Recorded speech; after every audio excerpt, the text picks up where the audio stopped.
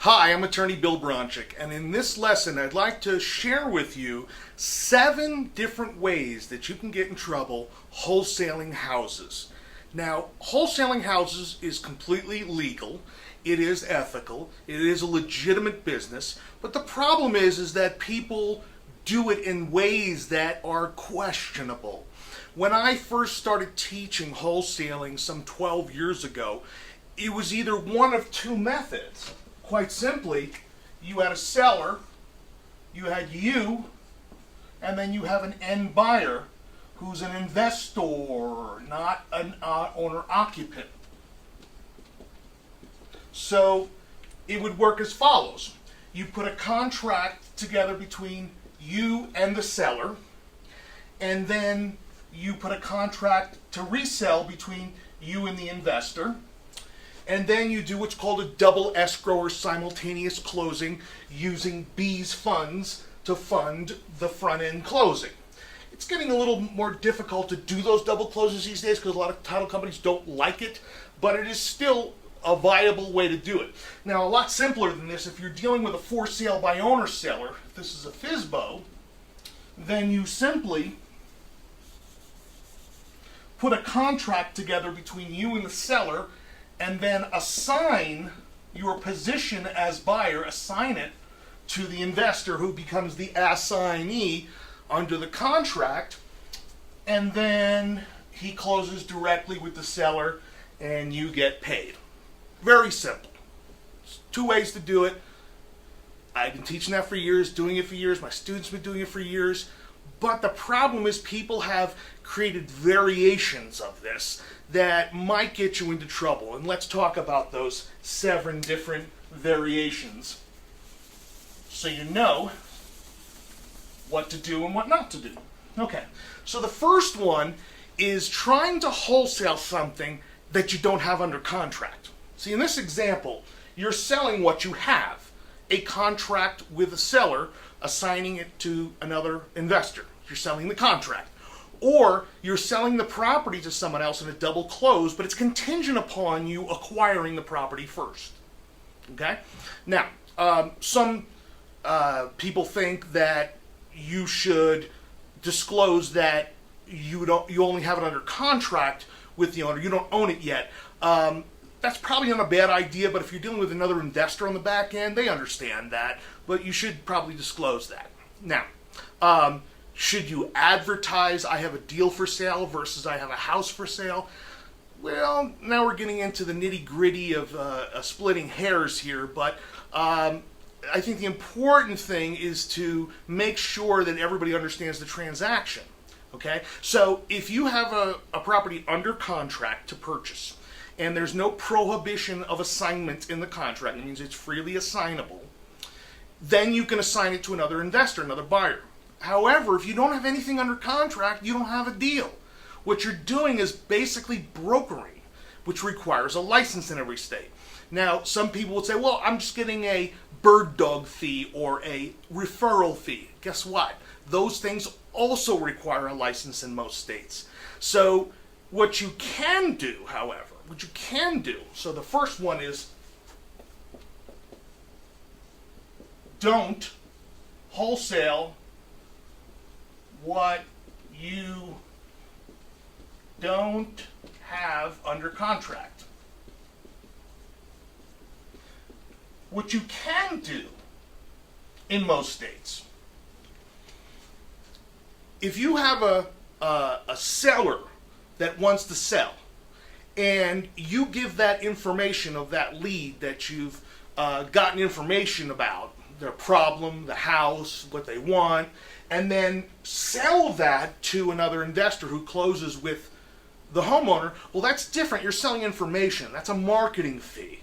And can you get paid at closing contingent upon it? That's called a marketing success fee. I still think that's okay. But if you pre-negotiate things with the owner and then switch, I'm not going to be the buyer, someone else will, and then getting paid at closing, that's brokering. That's by definition brokering. Okay? So you don't want to do that. You want to avoid making sure that you have a deal, especially if you're dealing with an end buyer who is going to live in the property. We'll come back to that in a moment. but especially in that case.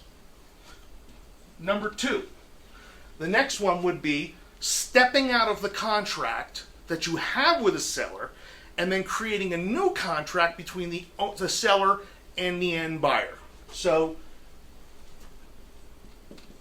stepping out means you have a contract with a seller.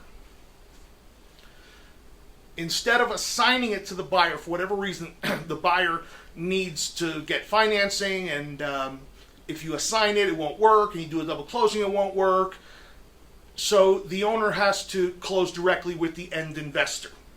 So what you do is you tear up your contract between you and the seller, prepare a new one between the seller and the end investor, and then you get paid at closing. Guess what? That's a brokering activity. You brokered that deal. You should not do a deal like that. Very, very risky. You will get in trouble with state real estate commission. As soon as there's a realtor involved and you step on their sign, they're going to complain and you're going to get a cease and desist letter from the state. Okay? Now, there is an exception to that.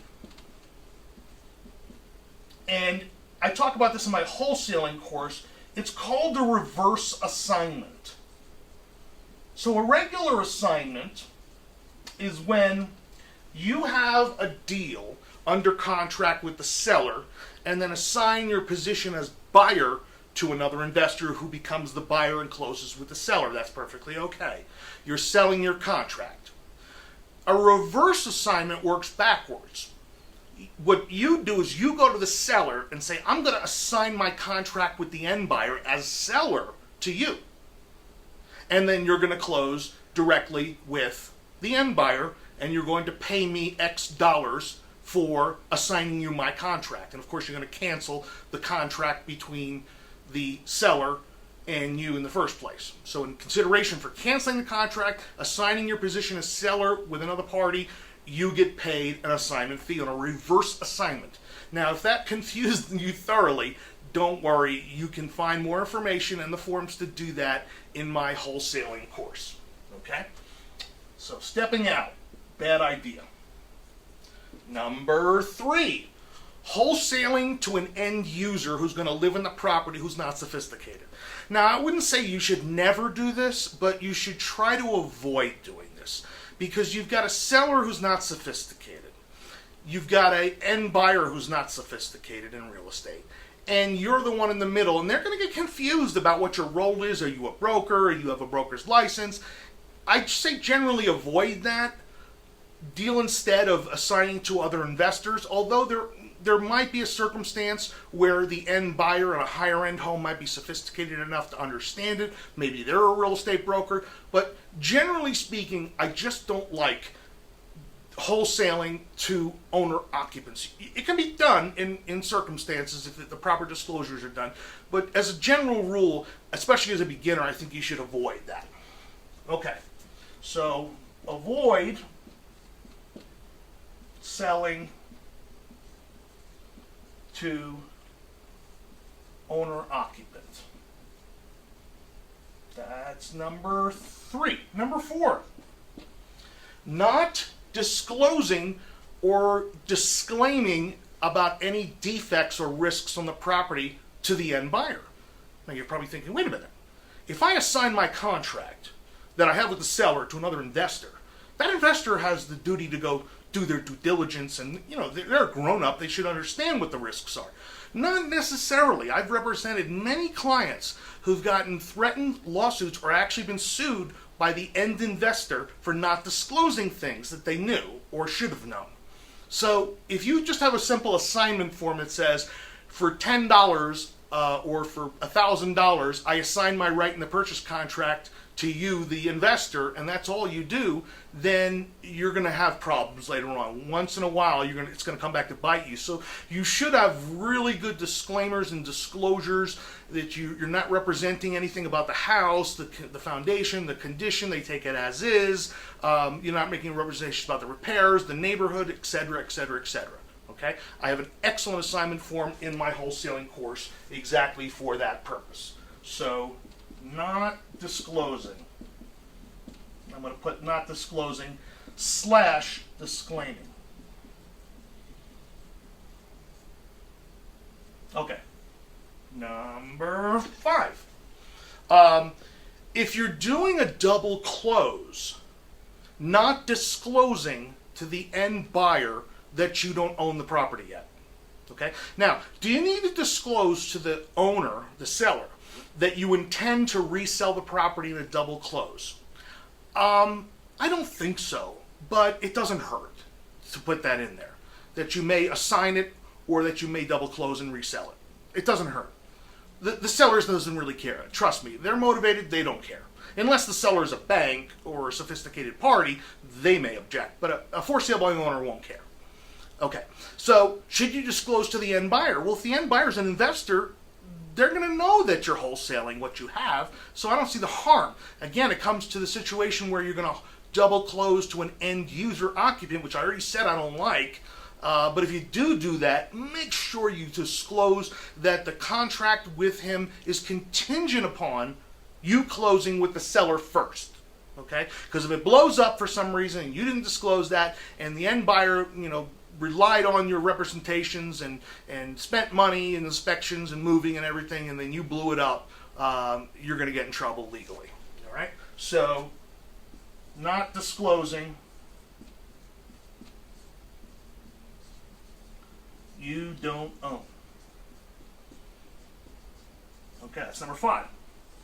Number 6, either a short sale on the front end or a Fannie Freddie property. Now, when you do a short sale on your deal with the seller and then plan to resell it, almost every lender in their short sale approval letter is going to have language that says you may not resell this within a certain time period, or you may not resell it for more than X dollars, or you may not assign it, you may not double close it. You have to read the language and see exactly what it prohibits and what it doesn't prohibit.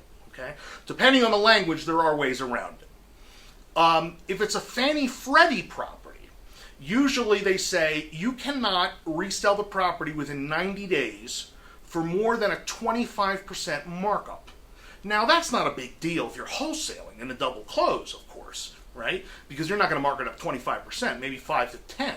And if you assign the contract, well, then it's not a problem because the end buyer's closing directly with the seller. But just keep those in mind if you come across those. If you've got either a short or a Fannie Freddie loan. Not a loan, but a Fannie Freddie owned property. And finally, number 7, putting the contract in your own name versus doing it in an entity. That's a big mistake. Now, the reason is, if the deal goes bad, keep in mind, if you have a contract with a seller, and then you assign it to a third party, and that third party doesn't perform, you're still liable on that contract with the seller. You have to specifically, number 1, use an entity so it'll limit your liability, and make sure you sign in a representative capacity as manager of the LLC, as president of the corporation. But you should also get something in writing after you assign it that says that the end buyer and the seller both hold you harmless and absolve you of any liability under the contract from here on out. So that way, if it goes bad, they can't point their fingers at you and say, hey, you're liable too. So it gets you off the hook to some extent. Okay? Also, if you use an LLC, for example, so number 7 is not using an entity. If you use an LLC, you can get around a non-assignment clause that the seller may have. For example, the short sale or a lender-owned property where they say, you may not assign this contract. You can't. Okay, can you double close it? Well, in theory, yes, but if the seller, the bank, picks the title company, and odds are they're not going to understand or to want to do a double close, what do? Well, you sign up the contract with your LLC, a special single-member LLC that you just formed just for this deal, and then the contract's between the LLC and the owner, the seller, and then you sell or assign your membership in that LLC to another investor, and they close directly through the LLC with the seller. Okay? Now, if that sounds a little confusing or you're not sure of the logistics, my wholesaling course covers this and all the forms from A to Z. Go check it out at legalwiz.com/wholesaling. I hope you've enjoyed these 7 potential pitfalls and you avoid them like the plague. This is Bill Bronchick. Email me if you have any further questions.